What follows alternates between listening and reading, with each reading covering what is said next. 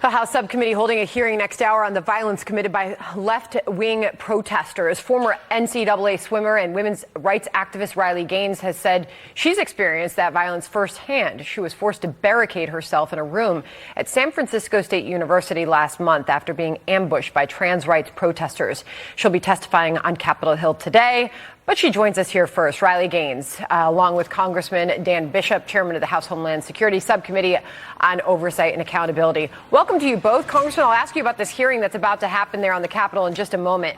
But Riley, to you first, what's the message that you want to get out today? My message is that the freedom of speech has to be upheld. It's crucial to a society that's functioning and that's civil and that encourages this open discussion to allow for new perspectives. Hate speech is simply not speech that you hate. That's not what hate speech is, but that's the direction that we're going. And of course, violence is not acceptable in any scenario. And so that's my message that needs to be sent. And Congressman, I know a big point of what you want to accomplish today is looking into why there's been this failure to adequately prepare for and support local law enforcement organizations in the wake of this violence that in many cases perpetrated by left-wing agitators. We actually put up on our wall here some examples of the far left violence that we've seen in recent years that has led you to dig deeper into this. What's your goal today? Right. Well, you know, Riley's first emerged as a symbol of excellence and integrity in women's sports. But then as the situation has developed, she's become a national symbol for courage and refusing to be intimidated in the face of this pattern of left-wing violence. Now, there's been violence on both sides, and it ought to be condemned.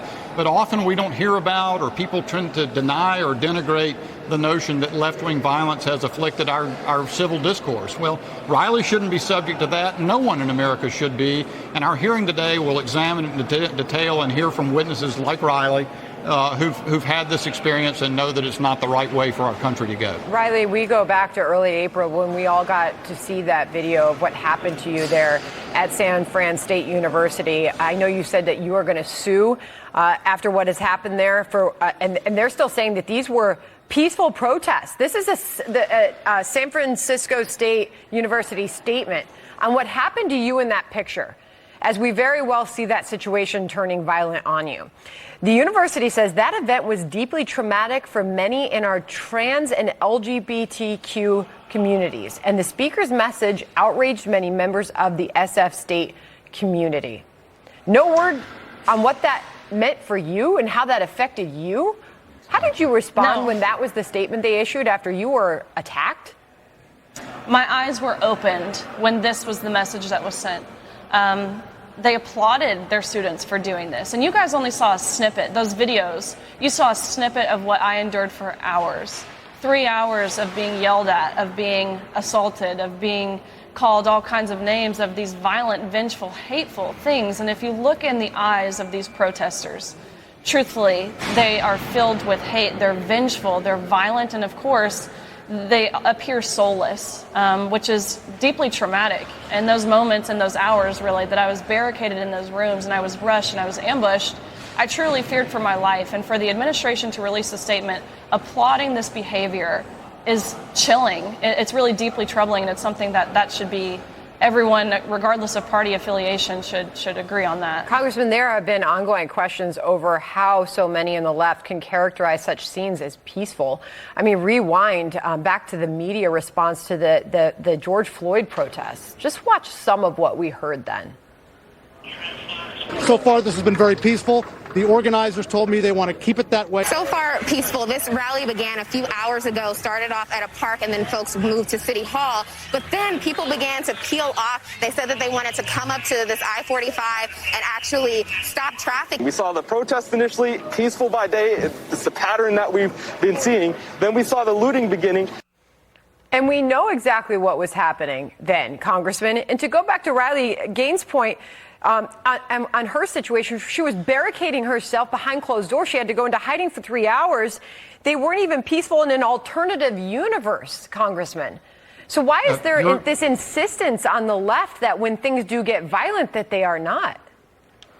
Look, that sort of an institutional response is contemptible. Everyone should condemn it. It reminds me of what happened at Stanford Law School when Judge Kyle Duncan attempted to speak there, and an administrator takes the podium and condemns him, not the people who are preventing him from speaking. Same deal here. Her life was threatened. She was required to be barricaded in a room. And it's brazen that administrators would respond that way. And, of course, as you said, they've been backed up in many cases by state-aligned media. That has to change. It's going to require brave, courageous spokesmen like Riley Gaines to see to it that that happens, and our hearing is going to get into it today. Riley, Congressman, I have to leave it there, but Riley, real quickly, obviously we'll be watching you in just a few moments and listening to your witness testimony. Have you ever regretted this journey that you've gone on? I know you said you could be at dentist school, you could have gone on with your career, but I know you just said your eyes were opened after this incident at San Fran University. Any regrets taking this on? We were just talking off air about this exact scenario. This is never something I could have foresaw for myself. This is never something I wanted, but I realized it's something I'm passionate about, and I will fight till the end, until every girl and woman is protected in sports, but outside of just sports. This erasure of women, I'm realizing the bigger picture, and it's, of course, it's unacceptable, and I'm willing to fight for it. Well, we've seen you lately on social media calling out so many of those very famous female athletes and really putting them on the spot to take a side on this issue. And we really appreciate you joining us. Thank you. Thank you. Thanks.